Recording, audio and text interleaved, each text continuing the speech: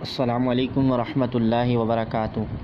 ناظرین محترم، اگر ابھی تک آپ نے ہمارے چینل غوثیہ رضویہ کو سبسکرائب نہیں کیا تو سبسکرائب کے بٹن پہ کلک کر کے سبسکرائب کریں اور ساتھ میں یہ بیل والی آئیکن پہ بھی کلک کر لیجئے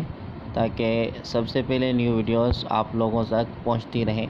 کیونکہ اسی چینل میں ہم اہل سنت و جماعت کے عقائد کی پاسداری کے لیے ڈیلی کی بنیاد پر ویڈیوز اپلوڈ کرتے رہتے ہیں۔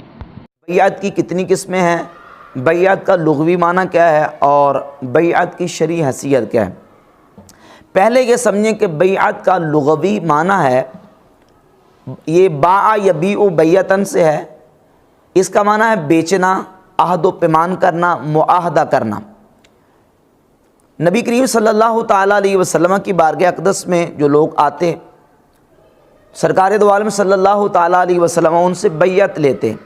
بعض لوگ تو وہ ہوتے تھے جو پہلے جنہوں نے کلمہ نہیں پڑھا ہوتا تھا، مسلمان نہیں ہوتے تھے، جب حضور علیہ الصلوۃ والسلام کی بارگاہ اقدس میں آتے تو رسول اللہ صلی اللہ تعالیٰ علیہ وسلم ان سے بیعت لیتے۔ اس کو بیعت ایمان کہا جاتا ہے، بیعت ایمان۔ اور سرکار دو عالم علیہ الصلوۃ والسلام بعض اوقات صحابہ کرام سے بیعت لیتے تو وہ بیعت جہاد ہوتی تھی، جہاد پر بیعت لیتے۔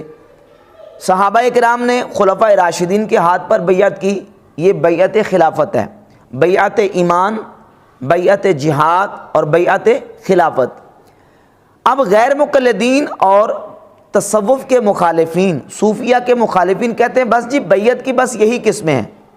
یا تو ایمان کے لیے بیعت کی جاتی ہے، یا جہاد کے لیے بیعت کی جاتی ہے، یا پھر خلیفہ کی بیعت کی جاتی ہے۔ اب یہ جو پیری مریدی کا اور تصوف کا یہ صوفیہ نے جو سلسلہ شروع کیا ہے، اس کا کوئی ثبوت نہیں ہے۔ تو گزارش یہ ہے کہ جس طرح بیعت ایمان کا ثبوت ہے، بیعت جہاد کا اور بیعت خلافت کا ثبوت ہے، اسی طرح گناہوں سے توبہ اور معصیت سے بچنے کی اور ہر معروف اور نیکی پر عمل کرنے کی بیعت کرنے کا بھی ثبوت سرکار دو عالم صلی اللہ تعالیٰ علیہ وسلم کے صحابہ کرام علیہ رضوان سے موجود ہے کہ انہوں نے نبی کریم علیہ الصلوۃ والسلام سے اس بات پر بیعت کی ہے۔ صحیح بخاری میں حدیث نمبر 18 ہے، سیدنا عبادہ ابن صامت رضی اللہ تعالیٰ عنہ بیان کرتے ہیں کہ وہ فرماتے ہیں ان رسول اللہ صلی اللہ تعالیٰ علیہ وسلم قال وحولہ عصابۃ من اصحابہ، نبی کریم صلی اللہ تعالیٰ علیہ وسلم کے صحابہ کرام حضور علیہ الصلوۃ والسلام کے ارد گرد بیٹھے ہوئے تھے۔ رسول اللہ صلی اللہ تعالیٰ علیہ وسلم نے ان سے فرمایا، حضور نے کیا فرمایا؟ کن سے فرمایا؟ اپنے صحابہ سے۔ یہ جہاد کی بیعت نہیں ہے، خلافت کی بیعت نہیں ہے، اور نہ ہی بیعت ایمان ہے کہ صحابہ تو وہی ہوتے ہیں جو نبی کریم علیہ الصلوۃ والسلام کا کلمہ پڑھ کے حضور کی صحبت میں آ چکے ہیں۔ تو حضور کے صحابہ سے حضور نے جب ان سے بیعت لیا تو وہ بیعت ایمان بھی نہیں ہے، بیعت جہاد بھی نہیں ہے اور بیعت خلافت بھی نہیں ہے، بلکہ معروف پر عمل کرنے کی اور معصیت سے بچ کے رہنے کی نبی کریم علیہ الصلوۃ والسلام نے صحابہ سے بیعت لی۔ سرکار نے اپنے صحابہ سے فرمایا بایعونی، اے صحابہ مجھ سے بیعت کرو، کس بات پر؟ الا اللہ تشرکوا باللہ شیئا ولا تسرقوا ولا تزنوا، اس بات پر بیعت کرو کہ تم شرک نہیں کرو گے، تم چوری نہیں کرو گے، تم زنا نہیں کرو گے، ولا تقتلوا اولادکم، اور تم اپنی اولادوں کو قتل نہیں کرو گے، ولا تأتون ببہتان تفترونہ بین ایدیکم وارجلکم، اور تم ایک دوسرے پر بہتان نہیں لگاؤ گے، اس پر تم میرے ساتھ بیعت کرو، ولا تعصوا فی معروف، اور کسی بھی نیکی کے کام میں، کسی بھی بلائی کے کام میں تم میری نافرمانی نہیں کرو گے، بلکہ ہر بلائی کے کام میں تم میری فرما برداری کرو گے، تم اس بات پر میری بیعت کرو۔ فمن وفا منکم فاجرہ علی اللہ، تم میں سے جس نے اس کو پورا کیا، اس بیعت کو، اس عہد و پیمان کو، اس معاہدہ کو پورا کیا، اس کا اجر اللہ رب العزت کے ذمہ کرم پر ہے۔ ومن اصاب من ذلک شیئا فعوقب فی الدنیا فهو کفارۃ اللہ، اور جس نے ان چیزوں میں سے کسی کا ارتکاب کیا، وہ کام یہ کر بیٹھا اور اس کو دنیا میں اس کی سزا مل گئی، فهو کفارۃ اللہ، فرمایا کہ وہ دنیا میں سزا مل جانا اس کے لیے کفارہ بن جائے گا، اب اس کو اس پر آخرت میں کوئی سزا نہیں ہوگی۔ من اصاب من ذلک شیئا ثم سترہ اللہ، اور جس نے ان میں سے کسی کام کو کیا پھر اللہ رب العزت نے اس پر پردہ ڈال دیا، لوگوں کی نگاہ سے چھپا دیا اور لوگوں پر یہ چیز ظاہر نہ ہوئی، فہو الی اللہ، پس وہ اللہ کی طرف ہے، ان شاء عفا عنہ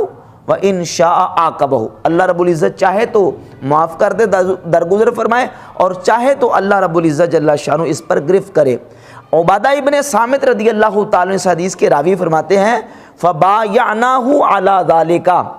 تو اس بات پر ہم نے رسول اللہ صلی اللہ تعالیٰ علیہ وسلم کے دست اقدس پر بیعت کی۔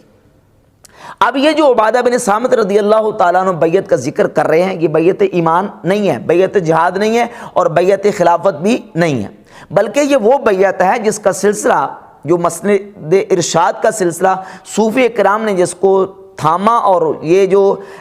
مسند ارشاد کا سلسلہ آگے چلا ہے، یہ وہی ہے جو رسول اللہ صلی اللہ تعالیٰ علیہ وسلم کی ذات اقدس کی سنت سے ثابت ہے۔ بیعت لینا حضور کی سنت سے ثابت ہے، اور ان چیزوں پر بیعت کرنا نبی کریم علیہ السلام کے صحابہ کی سنت سے ثابت ہے۔ تو بحمد تعالیٰ تصوف کا جو پیری مریدی کا اور بیعت و ارشاد کا جو سلسلہ ہے، وہ اللہ کے فضل و کرم سے، سنت سے اور حدیث طیبہ سے ثابت ہے۔ نبی کریم علیہ السلام نے صحابہ اکرام سے ان چیزوں پر بیعت لی ہے، اور صحابہ اکرام علیہ مردوان نے ان چیزوں پر سرکار دو عالم علیہ السلام کو بیعت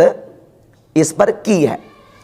تو ہمارے صوفی اکرام نے باقاعدہ سے پیری مریدی کے، بیعت و ارشاد کے باقاعدہ سے شرائط اور ضوابط بیان کیے، جس طرح محدثین احادیث کے صحیح اور ضعیف ہونے کے ضابطے بیان کیے، شرائط اصول بیان کیے، فقہا نے اصول فقہ مرتب کیے۔ اسی طریقے سے ہمارے صوفیاء نے، عرفاء نے، اولیاء اللہ نے، جو تصوف کے ماہرین ہیں، انہوں نے پھر قرآن و سنت کو سامنے رکھ کر ایک شیخ کامل کے لیے، ایک مرشد ہادی رہبر و رہنما اور ایک پیر کے لیے شرائط بیان کی ہیں کہ ان شرائط کا جو حامل ہوگا وہی مسند ارشاد پر بیٹھنے کے لائق ہوگا۔ اب دیکھیں نا، ایک مصلی پہ امام کو کھڑا کیا جاتا ہے تو اس کے لیے شرائط دیکھی جاتی ہیں۔ مسلمانوں کا جو امامت کبریٰ کا اہل شخص ہوتا ہے، خلیفۃ المسلمین ہوتا ہے، جس کو امام اکبر کہتے ہیں، امامت کبریٰ جس کو کہتے ہیں، تو اس کے لیے بھی شرائط ہیں۔ جو ان شرائط پر پورا اترے گا اس کو امامت کبریٰ کے منصب پر فائز کیا جائے گا۔ اسی طرح مصلی رسول پر کھڑا کرنے کے لیے بھی شرائط ہیں، جو ان شرائط پہ پورا اترتا ہے وہی مصلی پہ کھڑا ہو سکتا ہے۔ اسی طریقے سے جو مسند ارشاد پہ بیٹھ کے ایک شیخ کی حیثیت سے، ایک پیر کی حیثیت سے لوگوں کی روحانی، اخلاقی اور اصلاح نفس کے اعتبار سے ان کی تربیت کرتا ہے، تو وہ مرشد ہادی رہبر و رہنما اور پیر جو ہے وہ بھی ان شرائط کا جو ہمارے صوفیہ نے بیان کی ہیں وہ حامل ہوگا تو وہ پیر کہلانے کا حقدار ہے۔ تو اس کے لیے پہلی شرط یہ ہے کہ وہ صحیح العقیدہ سنی مسلمان ہو، اس کا عقیدہ ٹھیک ہو، کسی گمراہ فرقے سے تعلق نہ رکھتا ہو، کوئی بد عقیدہ نہ ہو، اس کے عقیدے میں بد عقیدگی نہ آ جائے۔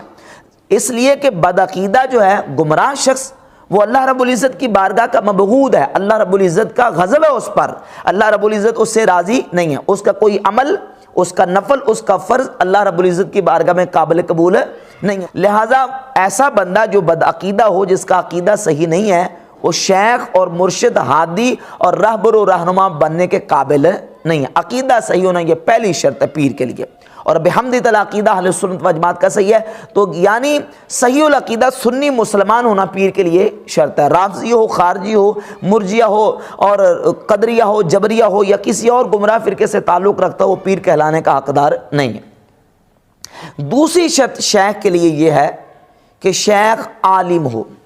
اپنی ضرورت کے مسائل جانتا ہو، اور جو جاہل ہے، عالم نہیں ہے، علم نہیں جانتا کتاب و سنت کا، وہ نہ تو خود منزل پر پہنچ سکتا ہے اور نہ ہی کسی کی رہبری کر سکتا ہے۔ اس کو اللہ کی معرفت ہی نصیب نہیں ہے، کیونکہ علم کے بغیر اللہ کی معرفت حاصل نہیں ہو سکتی۔ اسی لیے سلطان بہو رحمۃ اللہ نے فرمایا کہ باج علمہ جڑا کرے فقیری، کافر مرے دیوانہ ہو۔ تو اس فقیری کے رستے میں جو بغیر علم کے نکلے گا اسے منزل مقصود نہیں ملے گی، کہ کتاب در دست راست گرفتہ باشد و سنت مصطفیٰ صلی اللہ علیہ وسلم بدست چپ۔ پیر وہ ہو کہ جس کے ہاتھ میں، دائیں ہاتھ میں قرآن اور بائیں ہاتھ میں اس کے حدیث ہو۔ در روشنائی این دو شمع میر ود تا نہ در مغاق شبت افتد نہ در ظلمات بدعت۔ جب ان دو روشنائیوں کو اور شمعوں کو لے کر چلے گا تو پھر وہ روشنی میں منزل مقصود تک پہنچے گا، اندھیرے میں نہیں بھٹکے گا، گمراہی میں نہیں پڑے گا۔ تو پیر کے لیے شرط یہ ہے کہ وہ عالم ہو، کفر و اسلام کے، ہدایت و گمراہی کے اور حلال و حرام کے اس فرق کو جانتا ہو۔ اگر فرق کو نہیں جانتا ہوگا تو وہ نہ تو خود منزل مقصود تک پہنچے گا، نہ خود ہدایت پر رہے گا اور نہ ہی اپنے پیر اور اپنے جو مرید اور مسترشد کو رستہ دکھا سکے گا۔ اور تیسری شرط یہ ہے شیخ کے لیے، مرشد کے لیے، کہ علم کے ساتھ ساتھ یہ ہے کہ وہ فاسق نہ ہو، فاسق مول نہ ہو، ایسا اعلانیہ فاسق نہ ہو کہ جو اعلانیہ طور پہ کبیرہ گناہوں کا مرتکب ہو اور گناہوں میں ملوث ہو۔ جو اس طرح کبیرہ گناہوں میں ملوث ہوگا